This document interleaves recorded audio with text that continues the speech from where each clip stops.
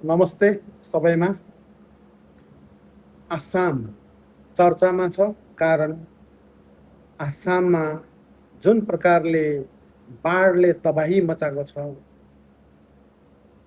मान्छेहरू असहाय भएको छ र जति सक्छ मेरो बिन्ती सबैमा जति सक्छ त्यति दान गरौँ। मैले यो एउटा सानो बिन्ती हजुरहरूलाई चढाउँदैछु। त्यहाँ पनि हाम्रो आसामिज, नेपाली, बोडो सबै छ।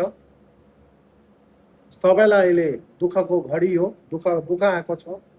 हामीले बुझ्नुपर्छ, जति सक्छौँ 10 रुपियाँदेखिको माथि जति सक्छौँ त्यति आसाम बाढ पीडितलाई हामी सहायता गरौँ भन्ने मेरो सबैप्रति प्रार्थना। Thank you. मेरो चाँडै तपाईँहरूप्रति एउटा अझै अपडेट आउनेछ र यो कुरा ध्यानमा राख्नु होला। मरेर लानु केही छैन। धन्यवाद।